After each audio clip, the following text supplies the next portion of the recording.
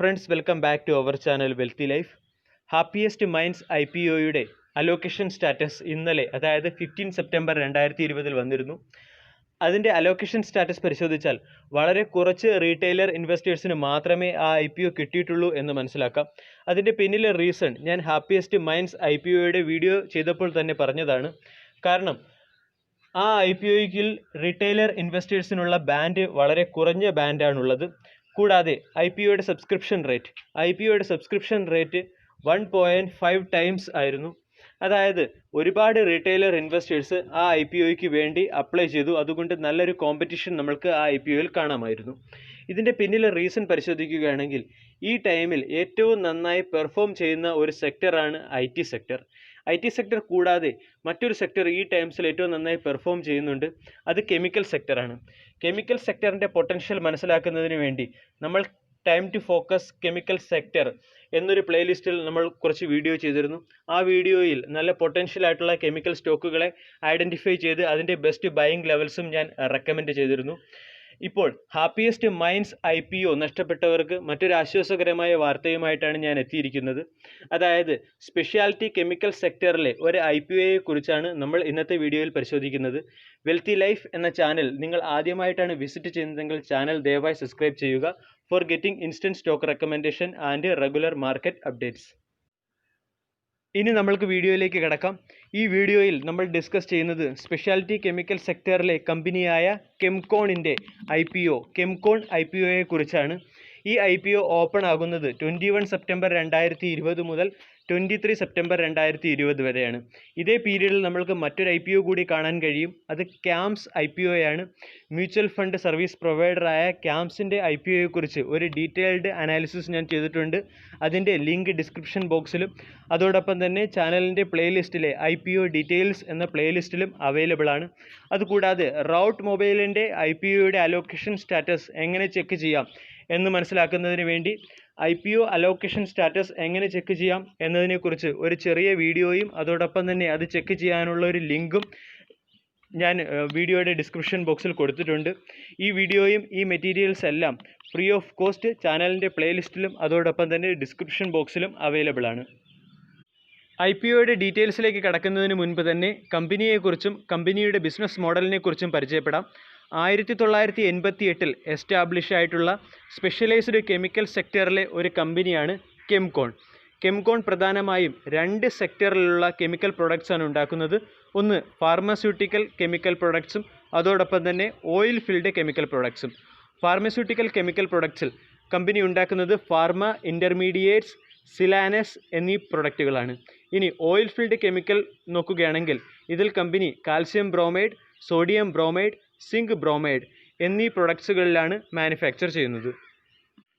ഇനി pharmaceutical chemical സെക്ടറിലും oil field chemical സെഗ്മെൻറ്റിലും ഈ കമ്പനിയുടെ പ്രധാനപ്പെട്ട കൺസ്യൂമേഴ്സ് ആരൊക്കെയാണെന്ന് നോക്കാം. Hetero labs, Laurus lab, Aurobindo pharma, Lantech pharmaceuticals എന്നീ കമ്പനികളാണ് ഫാർമസ്യൂട്ടിക്കൽ കെമിക്കൽ സെക്ടറിൽ ഈ കമ്പനിയുടെ പ്രധാനപ്പെട്ട കൺസ്യൂമേഴ്സ്. ഇനി ഓയിൽ ഫീൽഡ് സെഗ്മെൻറ്റ് നോക്കുകയാണെങ്കിൽ Shriradha overseas, universal drilling fluids, water system speciality എന്നീ കമ്പനികളാണ് ഓയിൽ ഫീൽഡ് സെഗ്മെൻറ്റിൽ ഈ കമ്പനിയുടെ പ്രധാനപ്പെട്ട കൺസ്യൂമേഴ്സ്. കെംകോൺ കെമിക്കൽസിന് ഇന്ത്യയിൽ മാത്രമല്ല ഇൻ്റർനാഷണൽ മാർക്കറ്റിലും പ്രസൻസ് ഉണ്ട്. ഈ company USA, China, Japan, Serbia, Russia, Malaysia എന്നീ രാജ്യങ്ങളിലേക്ക് അവരുടെ പ്രൊഡക്ട്സ് കയറ്റി അയക്കുന്ന കമ്പനിയാണ്. കൂടാതെ കമ്പനിക്ക് പ്രധാനമായും 5 ഓപ്പറേഷണൽ പ്ലാന്റ്സും 3 വെയർഹൗസും 2 ലീസ്ഡ് വെയർഹൗസുമാണ് ഉള്ളത്. ഇനി 2018 കണക്കനുസരിച്ച് നോക്കുകയാണെങ്കിൽ ഈ കമ്പനി HMDS കെമിക്കൽ സെക്ടറിലെ 8th ലാർജസ്റ്റ് മാനുഫാക്ചറും അതോടൊപ്പം തന്നെ CMIC കെമിക്കൽ സെക്ടറിലെ 2nd ലാർജസ്റ്റ് മാനുഫാക്ചറുമാണ്. ഈ റിപ്പോർട്ട് വേൾഡ് വൈഡ് റിപ്പോർട്ടാണ്. അതായത് കമ്പനിക്ക് ഡൊമസ്റ്റിക് മാർക്കറ്റിനോടൊപ്പം ഇൻ്റർനാഷണൽ മാർക്കറ്റിൽ കൂടി പ്രസൻസ് ഉള്ള അത് കണക്ക് സ്പെഷ്യാലിറ്റി കെമിക്കൽ സെക്ടറിലെ ഒരു ലാർജസ്റ്റ് കമ്പനിയാണ് കെംകോൺ കെമിക്കൽസ്. ഇനി കമ്പനിയുടെ കൺസോളിഡേറ്റഡ് ഫിനാൻഷ്യൽ സമ്മറി ഒന്ന് പരിശോധിക്കാം. 2017 ഫിനാൻഷ്യൽ ഇയറിൽ കമ്പനിയുടെ ടോട്ടൽ റവന്യൂ നോക്കുകയാണെങ്കിൽ 899 മില്യണും പാറ്റ് അഥവാ പ്രോഫിറ്റ് ആഫ്റ്റർ ടാക്സ് 28.24 2018 ഫിനാൻഷ്യൽ ഇയറിൽ കമ്പനിയുടെ റവന്യൂ 1583 മില്യണും പ്രോഫിറ്റ് ആഫ്റ്റർ ടാക്സ് 263 മില്യനുമായി.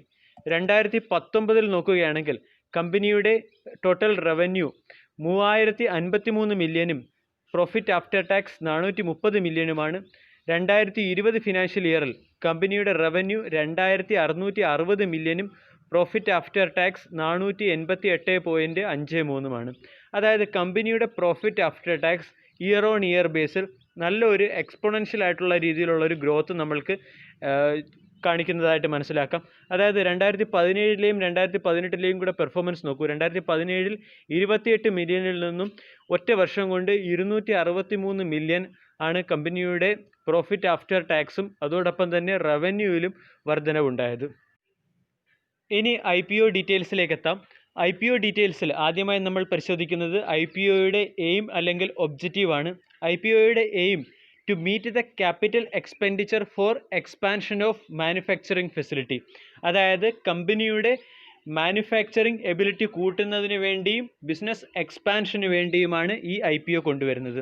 രണ്ടാമത്തത് to meet general corporate purpose and to meet business working capital requirement, അതായത് വർക്കിംഗ് ക്യാപിറ്റൽ ഇൻക്രീസ് ചെയ്യുക എന്ന പർപ്പസും കൂടിയുണ്ട് ഈ IPOയ്ക്ക്. ഈ IPO വഴി ഏകദേശം 93 ലക്ഷം ഷെയറുകളാണ് ഇഷ്യൂ ചെയ്യുന്നത്.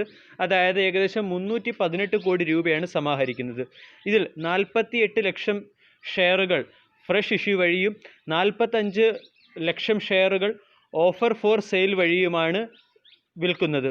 ഇനി ഈ കമ്പനിയിൽ ഓഫർ ഫോർ സെയിൽ വഴി ഏതൊക്കെ പ്രൊമോട്ടേഴ്സാണ് അവരുടെ ഷെയറുകൾ വിൽക്കുന്നതെന്ന് നോക്കാം.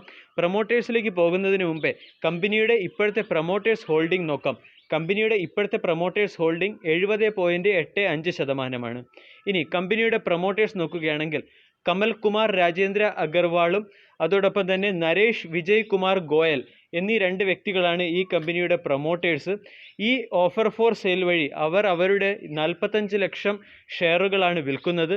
ഇതിൽ 22.5 ലക്ഷം ഷെയറുകൾ കമൽ കുമാർ രാജേന്ദ്ര അഗർവാളും 22.5 ലക്ഷം ഷെയറുകൾ നരേഷ് വിജയ് കുമാർ ഗോയലുമാണ് വിൽക്കുന്നത്. IPOയുടെ ഡീറ്റെയിൽസിലേക്ക് വരാം. IPO ഓപ്പൺ ആകുന്നത് 21 സെപ്റ്റംബർ 2020 IPO ക്ലോസ് ആകുന്നത് 23 സെപ്റ്റംബർ 2020 IPOയുടെ സൈസ് 318 കോടിയാണ്. ഇതിൽ ഓഫർ ഫോർ സെയിൽ വഴി 165 കോടിയാണ് പ്രൊമോട്ടേഴ്സ് സമാഹരിക്കുന്നത്. കൂടാതെ ഫേസ് വാല്യൂ നോക്കുകയാണെങ്കിൽ ഓരോ ഷെയറിൻ്റെയും ഫേസ് വാല്യൂ 10 രൂപയാണ്. IPOയുടെ പ്രൈസ് ബാൻഡ് 338ഉം 340ഉമാണ്. ഒരു മാർക്കറ്റ് ലോട്ടിൽ 44 ഷെയറുകളാണ് ഉണ്ടായിരിക്കുന്നത്. മിനിമം അപേക്ഷിക്കേണ്ടത് ഒരു മാർക്കറ്റ് ലോട്ടാണ്, അതായത് 44 ഷെയറിലാണ്. ഈ IPO ലിസ്റ്റ് ആകുന്നത് NSEയിലും BSEയിലും ലിസ്റ്റ് ആകുന്നുണ്ട്. ഇനി IPOയുടെ ചില പ്രധാനപ്പെട്ട ഡേറ്റുകൾ നോക്കാം. IPO ഓപ്പൺ ആകുന്നത് 21 സെപ്റ്റംബർ, IPO ക്ലോസ് ആകുന്നത് 23 സെപ്റ്റംബർ, IPOയുടെ ഫസ്റ്റ് അലോട്ട്മെൻറ്റ് നടക്കുന്നത് 28 സെപ്റ്റംബർ, IPO നമ്മൾക്ക് കിട്ടുന്നില്ലെങ്കിൽ പൈസ റീഫണ്ട് ആകുന്ന തീയതി 29 സെപ്റ്റംബർ, IPOയുടെ ഷെയറുകൾ ഡിമാറ്റ് അക്കൗണ്ടിലേക്ക് ക്രെഡിറ്റ് ആകുന്ന തീയതി 30 സെപ്റ്റംബർ, IPOയുടെ ലിസ്റ്റിംഗ് ഡേറ്റ് 1 ഒക്ടോബർ 2020. ഇനി ലോട്ട് സൈസ് നോക്കുകയാണെങ്കിൽ IPOയുടെ ഒരു ലോട്ടിൽ 44 ഷെയറും അതിൻ്റെ വില 14,960 ഈ IPO വഴി മാക്സിമം നമ്മൾക്ക് അപേക്ഷിക്കാവുന്ന ലോട്ട് 13 ലോട്ടാണ്, അതായത് 572 ഷെയറുകൾ. ടോട്ടൽ എമൗണ്ട് 1,94,480 രൂപയാണ് മാക്സിമം അപേക്ഷിക്കാവുന്ന ലോട്ട്. ഇനി നമ്മൾക്ക് കെംസ്കോൺ IPOയിൽ പാർട്ടിസിപ്പേറ്റ് ചെയ്യണമോ വേണ്ടയോ എന്ന് പരിശോധിക്കാം. അതിനുവേണ്ടി നമ്മൾക്ക് ആദ്യം കമ്പനിയുടെ സ്ട്രോങ് പോയിൻറ്റ്സ് ഏതൊക്കെയാണെന്ന് മനസ്സിലാക്കാം. ഒന്ന്, കമ്പനി ഫാർമസ്യൂട്ടിക്കൽ കെമിക്കൽസിലെ ലാർജസ്റ്റ് മാനുഫാക്ചറാണ്. അതൊരു വേൾഡ് വൈഡ് കണക്കാണ്. ഇനി ഓയിൽഡ് കെമിക്കൽസ് നോക്കുകയാണെങ്കിൽ അതിൽ ഇന്ത്യയുടെ മാർക്കറ്റ് ലീഡറാണ് കമ്പനി. മൂന്നാമത്തേത്, കമ്പനിക്ക് അവരുടെ ക്ലയൻസ് അല്ലെങ്കിൽ കസ്റ്റമേഴ്സ് ഗ്ലോബൽ വേൾഡിലുമുണ്ട്, അതോടൊപ്പം തന്നെ ഡൊമസ്റ്റിക്കിലുമുണ്ട്. അതായത് ഇന്ത്യയിലും അതോടൊപ്പം തന്നെ ഇൻ്റർനാഷണൽ പ്രസൻസിലും ഉള്ള ഒരു കമ്പനിയാണ് കെംസ്കോൺ കെമിക്കൽസ്. കൂടാതെ ഈ IPO ഒരു ഇൻ്റർനാഷണൽ IPO ആണെന്ന് കൂടി പറയാം, കാരണം കമ്പനിക്ക് വിവിധ രാജ്യങ്ങളിൽ പ്രസൻസ് ഉണ്ട്. ഇനി കമ്പനിയുടെ ഫിനാൻഷ്യൽ പെർഫോമൻസ്, നമ്മൾ കമ്പനിയുടെ ഫിനാൻഷ്യൽ പെർഫോമൻസ് നോക്കിയതാണ്. ഒരു എക്സ്പോണൻഷ്യൽ രീതിയിലുള്ള ഗ്രോത്ത് ആണ് കമ്പനി കാണിക്കുന്നത്. അതോടൊപ്പം തന്നെ കമ്പനിയുടെ മാനുഫാക്ചറിങ് പ്ലാൻസ്, വെയർ ഹൗസുകൾ എന്നിവയെക്കുറിച്ചുള്ള എല്ലാ ഡീറ്റെയിൽഡ് അനാലിസിസ് നമ്മൾ ചെയ്തതാണ്. ഇതെല്ലാം കമ്പനിയുടെ വളരെ സ്ട്രോങ് പോയിൻറ്റ്സ് ആണ്. ഇത് കൂടാതെ നമ്മൾ മറ്റൊരു കാര്യം ശ്രദ്ധിക്കേണ്ടത് കമ്പനി ബിലോങ് ചെയ്യുന്ന സെക്ടറാണ്, അതായത് speciality chemical sector. Speciality chemical sector വളരെ സ്കോപ്പുള്ള ഒരു സെക്ടറാണ്. അത് മനസ്സിലാക്കുന്നതിന് വേണ്ടി ഈ സെക്ടറിലുള്ള അല്ലെങ്കിൽ ഈ കമ്പനിക്ക് കോമ്പറ്റീറ്റീവായി നിൽക്കുന്ന കമ്പനികളുടെ പെർഫോമൻസ് നോക്കിയാൽ മനസ്സിലാകും. അതുൽ ലിമിറ്റഡ്, നവീൻ ഫ്ലൂർ ഇൻ്റർനാഷണൽ, ആരതി ഇൻഡസ്ട്രീസ്, ദീപക് നൈട്രേറ്റ്, ഈ കമ്പനികളെല്ലാം എക്സെപ്ഷണൽ പെർഫോമൻസ് ചെയ്യുന്ന കമ്പനികളാണ്. പല സമയങ്ങളിൽ ഞാൻ ഈ കമ്പനികളുടെ സ്റ്റോക്കുകൾ പല പ്രൈസിൽ റെക്കമെൻഡ് ചെയ്തിട്ടുണ്ട്. അതോടൊപ്പം തന്നെ time to focus chemical sector എന്ന പ്ലേലിസ്റ്റിൽ ഞാൻ ഈ കമ്പനികളെല്ലാം ഫണ്ടമെൻ്റലായി അനാലിസിസ് ചെയ്തിട്ടുമുണ്ട്. അതായത് ഈ സെക്ടർ നോക്കിയാൽ തന്നെ അറിയാം, അല്ലെങ്കിൽ ഈ കമ്പനികളുടെ പിയർ കോമ്പറ്റീറ്റേഴ്സിനെ നോക്കിയാൽ തന്നെ അറിയാം ഈ സെക്ടർ എത്രത്തോളം സ്കോപ്പ് ഉള്ളതാണ് എന്ന്. അതുകൊണ്ട് എൻ്റെ അഭിപ്രായത്തിൽ നിങ്ങൾ ഉറപ്പായിട്ടും ഈ IPOയിൽ പാർട്ടിസിപ്പേറ്റ് ചെയ്യണം എന്നാണ്. ഇനി മറ്റൊരു കാര്യം, ഈ IPOയിൽ റീറ്റെയിലർ ഇൻവെസ്റ്റേഴ്സിന് കിട്ടാൻ എത്രത്തോളം പ്രോബബിലിറ്റി ഉണ്ടെന്ന് പരിശോധിക്കാം. നമ്മൾ ഹാപ്പിയസ്റ്റ് മൈൻഡ് ടെക്നോളജി IPO കണ്ടതാണ്. ആ IPOയിൽ വളരെ കുറച്ച് പേർക്ക് മാത്രമേ കിട്ടിയുള്ളൂ. അതിൻ്റെ പിന്നിലെ റീസൺ ഞാൻ ആൾറെഡി കവർ ചെയ്ത് കഴിഞ്ഞു. അതായത് റീറ്റെയിലർ ഇൻവെസ്റ്റേഴ്സിനുള്ള ബാൻഡ് വളരെ കുറവായിരുന്നു. അതേ സെയിം കാര്യമാണ് ഈ IPOയിലും കാണുന്നത്. Happiest mind technology IPO 600 കോടിയുടേതായിരുന്നെങ്കിൽ കെംകോൺ IPO 318 കോടിയുടേതാണ്. ഇതിൽ റീറ്റെയിലർ പോർഷൻ നോക്കുകയാണെങ്കിൽ ഹാപ്പിയസ്റ്റ് മൈൻഡ് IPOയിൽ 70 കോടിയാണ് റീറ്റെയിലേഴ്സിന് വെച്ചിരുന്നത്. കെംകോൺ നോക്കുകയാണെങ്കിൽ 111 കോടിയാണ്.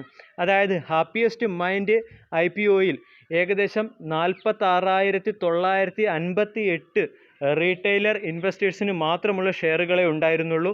സെയിം കെംകോൺ നോക്കുകയാണെങ്കിൽ 74,398 റീറ്റെയിലർ ഇൻവെസ്റ്റേഴ്സിനുള്ള ഷെയറുകളെ ഈ IPOയിലുള്ളൂ.